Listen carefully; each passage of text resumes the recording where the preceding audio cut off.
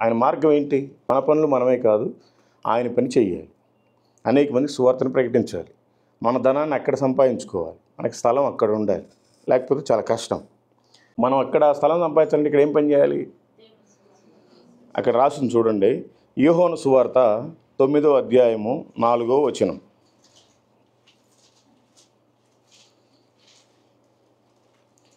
పగలున్నంత వరకు నన్ను పంపిన వాని క్రియలు మనం చేయుచుండవలెను.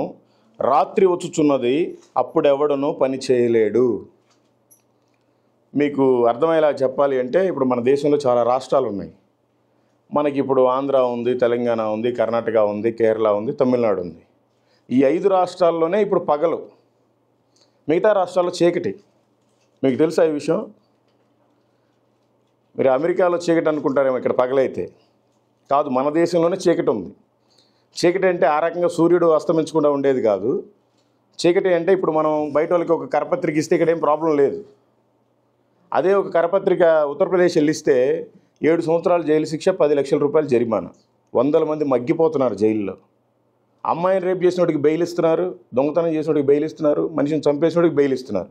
సువార్త పత్రిక ఇచ్చినోడికి బెయిల్ కూడా లేదు. అంటే మనకి ఇది పగలు, మనకు కూడా రాత్రి రాబోతుంది. అప్పుడు ఆయన పని చేయలేము. మనకు కూడా ఆ చట్టాలు తీసుకురాబోతున్నారు. మనల్ని సరిగ్గా బ్రతకనివ్వరు. బైబిల్ అన్ని కాల్ చేస్తారంట, తీసేస్తారంట, ప్రింటింగ్ కూడా ఆపేస్తారంట.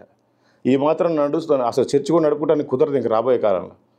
కాబట్టి మనం వాక్యానుసారం బ్రతకాలి. వాక్యాన్ని మనం చదువుకొని గుండెలో భద్రపరచుకోవాలి. ఈ బైబిల్ని తీసేస్తే ఇంక తర్వాత చదవలేం కదా. అందుకని ఉన్నప్పుడు చదువుకోవాలి. కాబట్టి ఇప్పుడు మనకు పగలు, చీకటి రోజులు రాబోతున్నాయి. అందుకని మనం కనీసం ప్రతిరోజు 3 కన్నా సువార్తను ప్రకటించాలి. లేకపోతే చాలా కష్టం.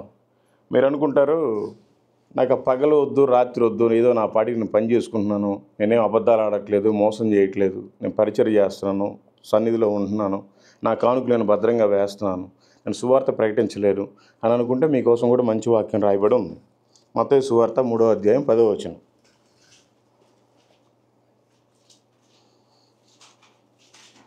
ఇప్పుడే గొడ్డలి చెట్ల వేరున ఉంచబడి ఉన్నది గనుక మంచి ఫలము ఫలించని ప్రతి చెట్టును నరకబడి అగ్నిలో వేయబడును.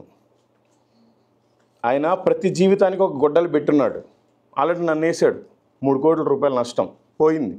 నేను రక్షణలోనికి వచ్చిన తర్వాత దేవుడి చిత్తం ఏంటో తెలుసుకోకుండా నా చిత్తానుసారం నేను అనేక వ్యాపారాలు చేసే ఇక్కడే కేపీహెచ్పి, మియాపూర్ అంతా నాది ఇక్కడే బ్రతుకంతా. అయితే దేవుడు మొత్తాడు. అందుకని దయచేసి మిమ్మల్ని మొత్తకుండా ఉండటానికి మీరు ముందు దేవుడి పని స్టార్ట్ చేయండి. మంచి ఫలము ఫలించాలంట. మనం ఫలించటం వేరు, మంచి ఫలం ఫలించటం వేరు. ఒకవేళ ఫలించకపోతే ఏ రోజు పెడతాడో తెలియదు ఆయన గొడ్డలి.